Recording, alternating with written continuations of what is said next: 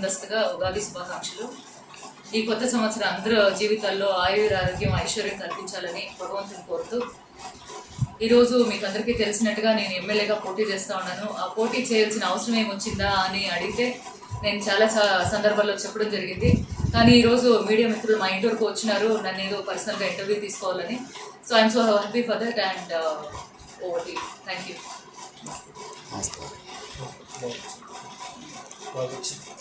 నీలా జగదీష్ గారికి మేడం మీ గురించి 4 విషయాలు పత్రికా ముఖంగా తెలియజేయాలని మా యొక్క విన్నపం.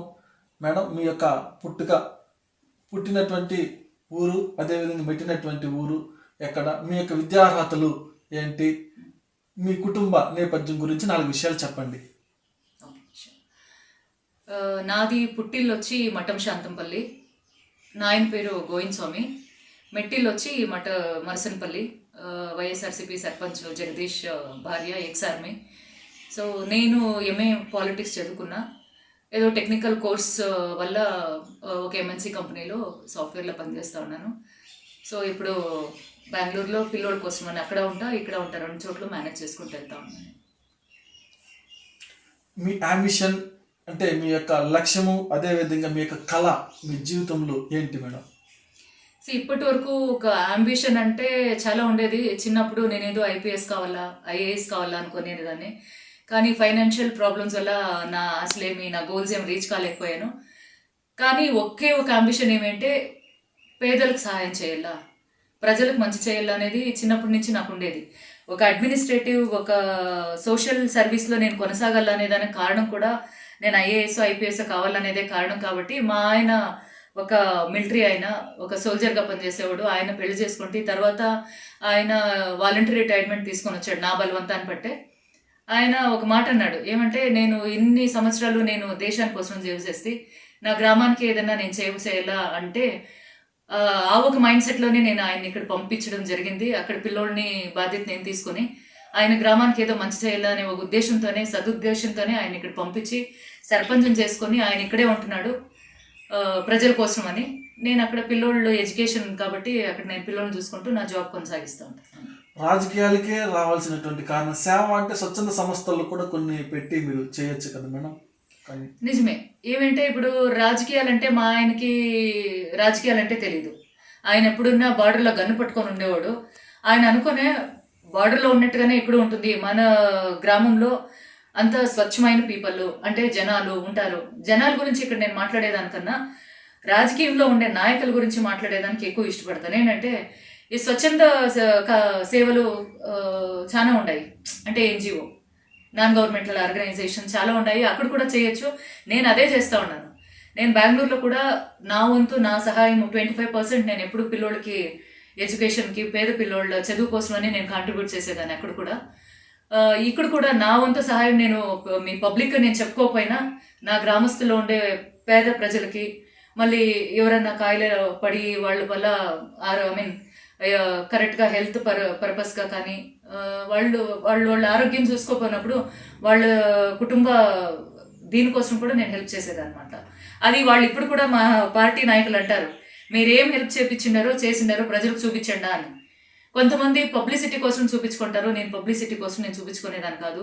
నా ఒక సాటిస్ఫాక్షన్ కోసం నేను హెల్ప్ చేస్తాను ప్రజలకి. దాన్ని ఇంకొకరిని చూపించి ఇంప్రెస్ చేయాల్సిన అవసరం నాకు లేదు.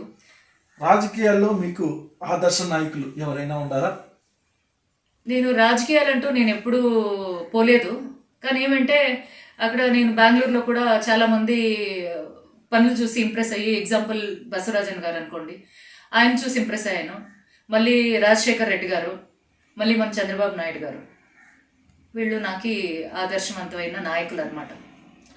సో నెక్స్ట్, స్వతంత్ర సమరయోధుల్లో మీకు నచ్చిన నాయకుడు ఎవరైనా ఉన్నారా? భగత్ సింగ్, సుభాష్ చంద్రబోస్, చాలామంది ఉన్నారు. మన స్వతంత్రం కోసం పోరాడి ప్రాణాలు ఇచ్చినట్లు వాళ్ళు చాలామంది ఉన్నారు.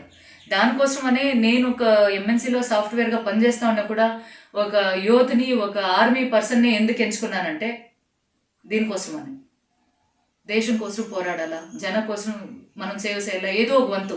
మనం పుట్టినాం కాబట్టి ఏదో ఒకటి సాధించాలి. మనం పుట్టేది జీవించేది కాదు ఇంపార్టెంట్, చచ్చిన తర్వాత కూడా జనాలు మనల్ని తెలుసుకోవాలి. అది ఇంపార్టెంట్ అనమాట నాకు. దానికోసమనే మా ఆయన్ని ఇక్కడ పంపించడం జరిగింది. బాధ ఏమంటే ఇది ఒక సీఎం కాన్స్టిట్యుయెన్సీ అయ్యింది, ఇది ఏ డెవలప్మెంట్ కాలేదే. మనం ఇన్ని ఏండ్లుగా ఆయన గెలిపించుకొని వస్తా ఉన్నాం కదా. ఆయన కుప్పం పట్ల చూపించిన ఒక ఇది ఏమి, ఒక రోడ్లు వేపించినారు, ఓకే ఫైన్. కంపెనీలు ఎందుకు తేలేకపోయారు? ఈరోజు మన కుప్పంలో చాలా మంది చదువుకున్న విద్యార్థులు వేరే రాష్ట్రంలో వెళ్ళి పని చేసుకుంటా ఉన్నారు. ఎందుకు అట్లా చేసుకోవాల్సి వస్తుంది? ఒక సీఎం అనుకుంటే ఎన్నో చేసిండొచ్చు, 2 కంపెనీలు ఎంఎన్సీ కంపెనీలు తెచ్చి పెట్టిండొచ్చు, ఎందుకు తేలేకపోయారు? ఉపాధి ఎందుకు తేలేకపోయారు? ఈ రోజు కూడా పొద్దున్నే నేను ఎన్నోసార్లు పుష్పల్ ట్రైన్లో నేను ట్రావెల్ చేసినాను. ఆడవాళ్ళు పాపం లేసి పడి పిల్లోళ్ళని వదిలేసి బెంగళూరుకి వెళ్ళి జాబ్ చేసి మళ్ళీ ఇంటికి వచ్చేలోపు 10-11 అవుతుంది. వాళ్ళు ఇంటికి వచ్చే వరకు నేను వాళ్ళని కూడా కనుక్కోండాను. నేను, అమ్మ మీ లైఫ్ స్టైల్ ఎట్లుంది? పొద్దున్న 6 గంటల ట్రైన్కి ఎక్కుతారు కదా, బెంగళూరుకి వెళ్తారు, మళ్ళీ మీరు పిల్లోళ్ళు ఎవరు చూసుకుంటారంటే, అక్క మా బాధ మేము చెప్పుకోలేంది, ఎవరు చెప్పుకోవాలా? మాకు ఇక్కడ కుప్పంలోనే ఉండింటే మేము చేసుకొని మేము ఇక్కడ మా పిల్లోళ్ళతో పాటు బాగుండేవాళ్ళు. ఇంటికి పోయేదాకా వాళ్ళ ప్రాణం వాళ్ళ చేతుల్లో గుప్పట్లో ఉంటుందంట. ఆడవాళ్ళు ఆలోచించండి. సో ఇది చూసే చలించి నా వల్ల ఈ అరాజకాన్ని చూసి ఇప్పుడు నా ఫ్యామిలీలోనే, నా వైసీపీ ఫ్యామిలీలోనే ఇన్ని అరాజకాలు జరుగుతూ ఉంది. ఇప్పుడు వాళ్ళు నిర్భయంగా అంటూ ఉన్నారు, మా వైఎస్ఆర్సీపీ చోటా నాయకులే అంటూ ఉన్నారు, అప్పుడు టీడీపీ హయాంలో టీడీపీ వాళ్ళు చేసిరి, ఇప్పుడు మేం చేస్తే తప్పేముంది? మీరు తప్పులు చేసుకోపోతా ఉండి ఇక్కడ బలైపోతూ ఉండేది ఎవరు? ప్రజలు. నేను ప్రజల గురించి ఆలోచిస్తూ ఉన్నానే కానీ టీడీపీనా వైసీపీనా నేను ఆలోచించలేదు. మన సేవ ఎంతవరకు ఉండేలా? ప్రజాసేవ, జనసేవయే జనార్దన సేవ అంటారు. నేను ఈశ్వరుని నమ్ముకున్నాను, నేను ధర్మాన్ని పాటిస్తాను, ఎవడొచ్చినా నేనేం భయపడేదాన్ని కాదు. రాని వాళ్ళు ఏం చేసినారో తప్పులు వాళ్ళు రియలైజ్ కానీ ఆ తర్వాత ఆలోచిద్దాం నెక్స్ట్ ఏమైంది. ఈ అవకాశం మిమ్మల్ని ఉత్తేజపరిచేలా ఉంది స్వతంత్ర అభ్యర్థిగా ఎమ్మెల్యే? ఉత్తేజపరుస్తుందా అనే దానికన్నా వెనుక నుంచి నన్ను భ్రాంతులకి గురి చేసే వాళ్ళు ఎక్కువైపోతా ఉన్నారు. It's not my inspiration. ఇదేమో ఇన్స్పిరేషన్, ఎవరినో చూసి ఇన్స్పిరేషన్ కాదు. ఇప్పుడు నేను పైపోటీకి వెళ్తా ఉండేది చంద్రబాబు నాయుడు గారిని ఢీ కొట్టేదానికి. It's not so easy. ఆయన ఒక పెద్ద బండ్ర, ఆయన నేను ఎలా ఢీ కొట్టగలను? నా కెపాసిటీ నాకు తెలుసు. I'm not financially strength. నాకేమంటే మనోధైర్యం ఉంది అంతే. ఆ ధైర్యం తప్పితే I'm not fit for anything. I one education ఉంది, తెగింపు ఉంది, మనోధైర్యం ఉంది. ఈ 3 నా బలాలు, మా నాయన నేర్పిన విద్య. దీన్ని పట్టుకొని నేను ముందుకెళ్తా ఉన్నాను. ఎందుకంటే జనాలు నన్ను ఆదరిస్తారనే ఒక నమ్మకం. ఆ నమ్మకంతో నన్ను ఓట్లేసి గెలిపిస్తే జీవితాంతం వాళ్ళకి రుణపడి ఉంటాను. వాళ్ళకి ఏ సమస్య వచ్చినా నా సమస్య అని నేను ఫేస్ చేస్తాను.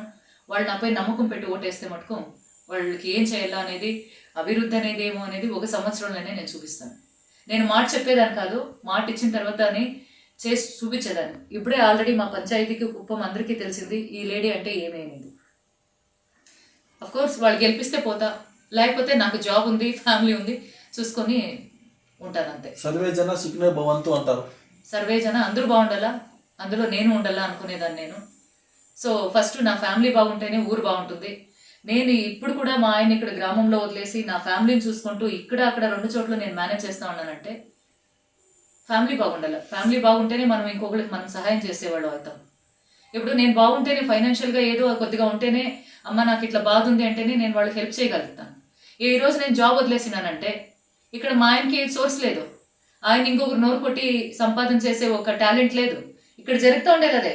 సర్పంచ్గా ఉండారు, ఆయన అడ్డు పెట్టుకొని చేసేవాళ్ళు చేస్తూ ఉంటారు. ఈయన అక్కడ డమ్మీ పీస్ లాగా ఉన్నాడు. ఎందుకు ఆయన అట్లా వాడుకుంటా ఉన్నారు నాకు అర్థం కాలేదు. ఈ ధోరణి, ఈ అవినీతిని చూసే నా వల్ల చూసి ఓర్చుకోలేకపోయే నేను ముందుకు వచ్చినాను. నేను వచ్చి క్వశ్చన్ చేసిన దానికే తీసి వాళ్ళు బయట పెట్టి నా పైన బూతులు పెట్టి దాన్ని అప్పుడే స్టాప్ చేసింటే దానికి ఒక పరిష్కారం దొరికేది. వాళ్ళు దానికి పరిష్కారం చూపిలే. ఇంతవరకు పెద్ద ఆయన కానీ మన భరత్ కానీ ఆ బూతులు పోస్టులు పెట్టినని పిలిచి నా ముందు పిలిచి అడిగింటే నేను కాంప్రమైజ్ అయ్యిండేదాన్ని. దానికి ఎవరు రియాక్ట్ కాలేదు. అట్లాంటప్పుడు నేనేం చేయాలా? ఆ న్యాయం నేనే దక్కించుకుంటాను, ప్రజల ముందు చూపిస్తాను అంతే. ధన్యవాదాలు.